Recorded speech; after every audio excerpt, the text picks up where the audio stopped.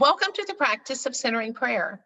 I'm Laura Damaris, and I have practiced centering prayer for over 15 years. I just wanted to share with you some of the techniques and how to begin your own centering prayer practice. Centering prayer is a pathway of discovery. As we journey, we find the path to the divine is within our hearts and not within our heads.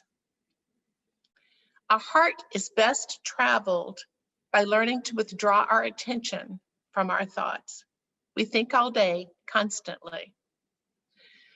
Thomas Keating, who defined centering prayer, came up with a technique to help us to withdraw our attention from our thoughts. And it's a use of a sacred word.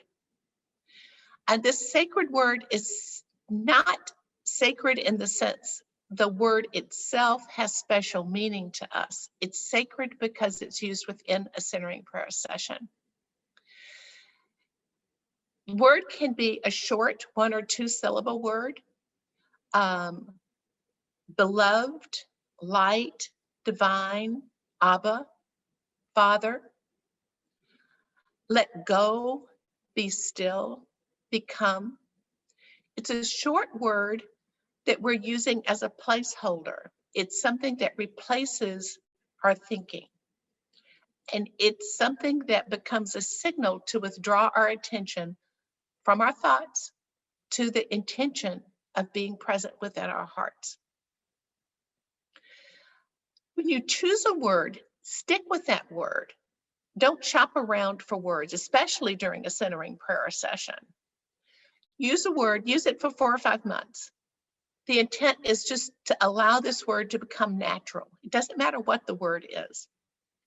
It's the fact that we intend to use this word to help us withdraw from a thought. The way it works is that during the process of centering prayer, thoughts come and go. And we're not going to quit. People talk about stop thinking. No, you don't stop thinking. Thoughts come.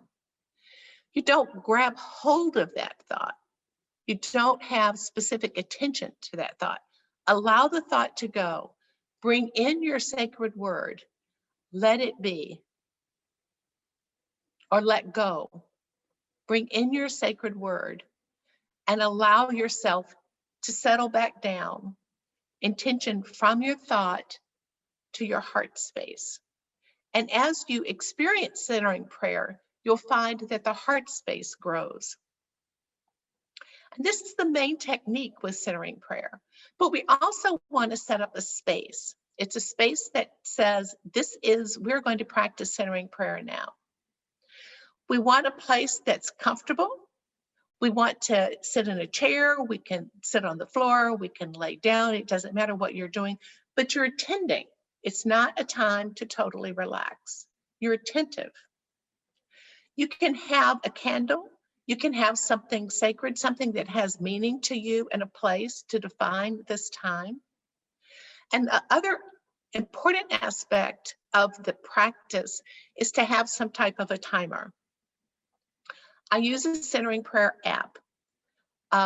What you're looking for is something that you can easily set a time for, and to have that, the time of centering prayer, that it's quiet and it's silent, not an app that has flowing ocean waters or wind in the breeze. It just needs to be quiet.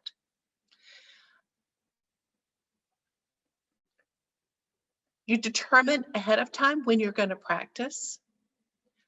Centering prayer encourages you to practice twice a day.